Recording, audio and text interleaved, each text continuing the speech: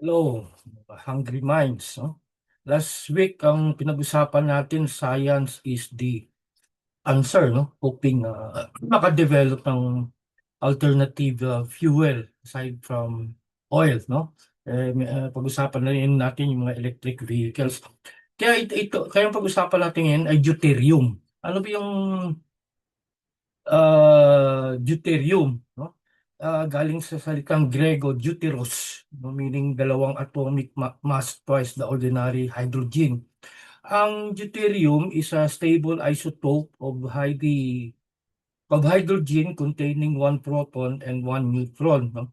Ang chemical symbol niya is 2H or D or H2, no? Sa ngayon, ang deuterium ay ginagamit sa nuclear fusion, scientific tracer, ito yung medical use, no? Ini-inject sa body para makita saan pupunta. At ginagawang heavy water. Itong heavy water, ito yung pag-usapan natin. Ayun, ano? Ito ay na-discover noong 1931 ni Harold Urey, no? Sabi nila, itong deuterium daw is present in all forms of water, no? Ah, sa every 6,400 hydrogen atom, may isang deuterium doon, tapos may ano yan, may proseso paano extract yung deuterium, ano. May napanood din ako na ano na documentary na yung deuterium na H2,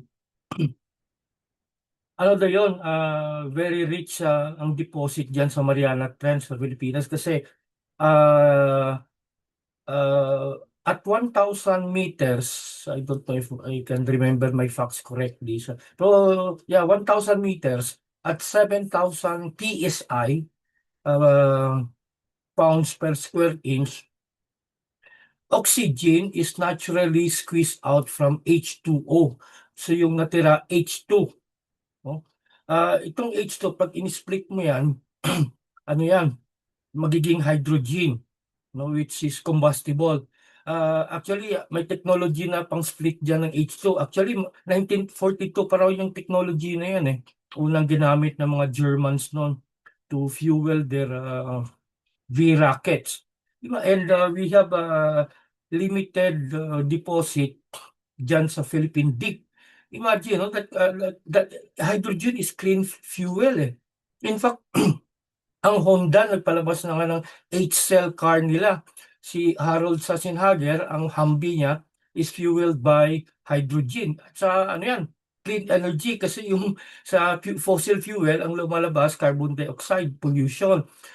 Yung sa hydrogen ang exhaust niya tubig, no? It's water. So it's really clean energy. Kung totoo pala ito, bakit hindi na ginamit 'to noon pa sana, no?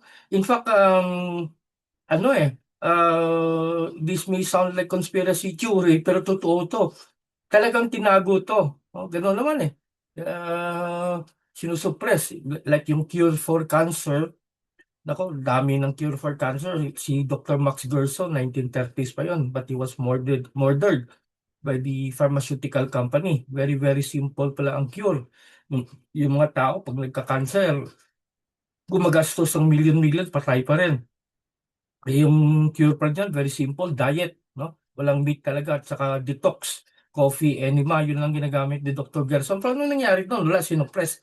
Siniraan pa siya sa media. In fact, kahit pumunta kayo ng Wikipedia, i-search niyo yung, or kahit saan, hindi lang Wikipedia, Gerson therapy.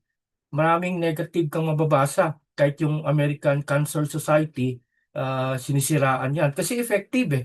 Kasi pag ginamit yan, wala, mababankrupt na yung mga pharma companies kasi billion yung kinikita nila sa chemo na hindi naman nakakagaling. Ganito rin yung deuterium. Actually, dito sa Pilipinas, unang pumutok yung balitang ito ng deuterium nung dekada 80 pa. Pero noong 1985, yung Ministry of Energy, ministry pa noon eh, no? Sinabi na walang deuterium sa Pilipinas. Ang nagbalita nito noon si Roger Posadas. Pero ano siya, tawag dito? Si ano pala, Cesar Escosa. Pero diniscredit siya ni Roger Posadas, isang physicist sa UP Diliman, na hindi daw totoo. Tapos sinabi pa ni Roger Posadas, paano masasabi yan ni Cesar Escosa, isa siyang economist, hindi siya physicist.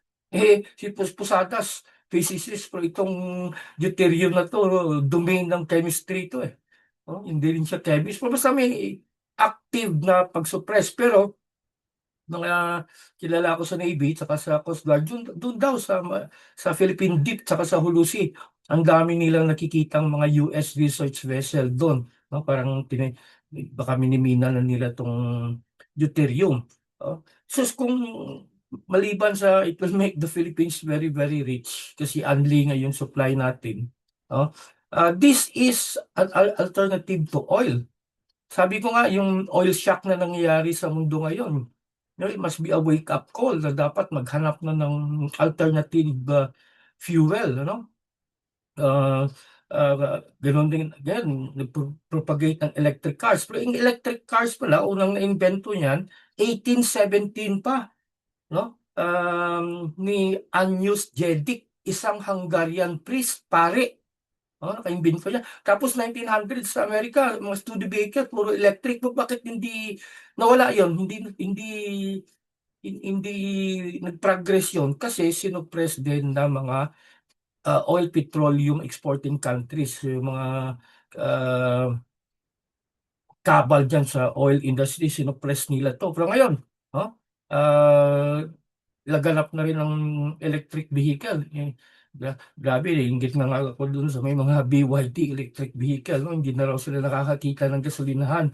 No? Saka very simple, saka yung consumption niya ng electricity, pag nag-charge ka, hindi naman masyado. So, sinopress talaga. No? Itong deuterium sana, ito na yung pag-asa ng bayan, ano? At hindi lang ng bayan, ng mundo, na para hindi na tayo maging dependent sa oil. No? Siguro, ah, hindi naman ako engineer, pero ang pagkaintindi ko kasi sa internal combustion engine, ang pumapasok ng sa top chamber is vapor eh, yung vaporized na gasolina na binvaporize ng carburetor. Ngayon, advanced na, may mga injection na. Gas yan eh. Itong hydrogen, gas din yan eh. Baka, sabi ko nga, hindi ako engineer, baka ano, baka itong mga fossil fuel vehicle, no? Baka konting retoke lang, baka adapter lang kailangan, no? Na diretso sa injection, hydrogen na yung i-inject sa gas chamber, no? Ng internal combustion engine, no? Ah, Hindi imposible yan kasi yung technology ngayon very advanced na eh, no? Pero eventually, baka nagiging laganap din yung mga hydrogen fueled cars. No? Yan ang sagot natin siguro murang-mura. Ngayon, kanina kailan ba yun? Nung last ata ako naggas, 94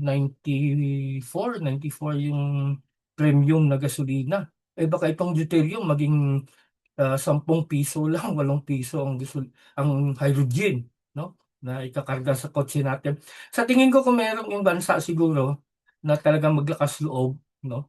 Na mag-develop ng technology na ito, hydrogen fueled cars, no? Using deuterium to split the H2 to hydrogen. Baka ang China. Ang tingin Russia, hindi rin siguro kasi may oil ang Russia. Pag nag-propagate tong hydrogen fuel na ito, wala, talo din yung oil industry nila. So baka China, no? Alam mo. In fact, may mga yung napapanood ko, kahit daw aviation fuel pwede ito eh. It will run factories, electric plant, vehicle, trains, no? Ngayon electric eh, baka maging hydrogen na rin. So hindi mo na kailangan yung mahahabang electric line para sa track ng train, no? O malay mo, no? Baka, kasi marami talaga nasaktan ngayon sa oil shock eh. So for sure ang mundo naghahanap ng alternatibo. Malay mo in a few months, in a few years, no? Lumabas. Kasi itong epekto nitong oil shock na to, matagal to. Marami akong napapanood na lalo yung kay Professor Jeffrey Sachs, isa economist. Taon daw to na mataas ang oil kasi hindi tulad ng 70s, nung fuel crisis noon, hininto lang yung sale eh. Ngayon nasira yung infrastructure. You have to reconstruct that, no?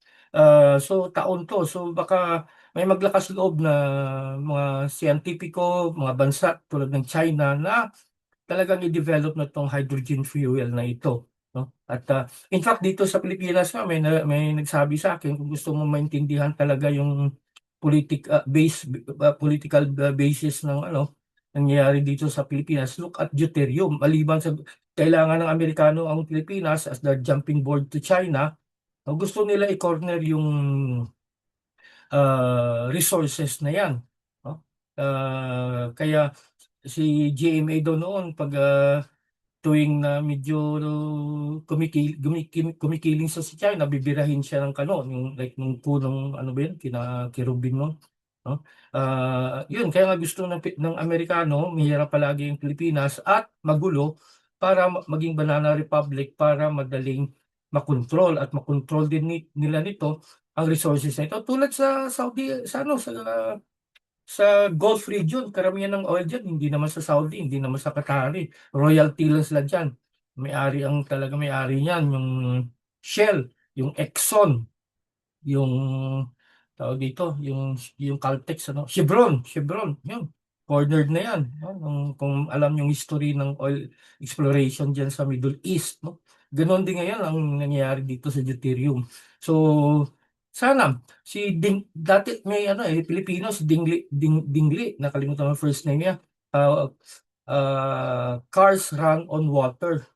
Yung tubig ang fuel ng gasolina. Kasi may splitter siya na uh, tinatanggal yung oxygen sa H2O at yun ang hydrogen ang nagpapatakbo sa kotse. So maraming posibilidad, no, kung sa science. Ang problema lang palagi yung grid, yung kino-corner, sinusuppress. Kahit sa YouTube, i-type niyo yung deuterium, maraming naninira doon. Hindi daw totoo yun. Mahirap daw yun. Ganoon. Pero ako, convincido ako na totoo ito at malaking potensyal na maging fuel of the future.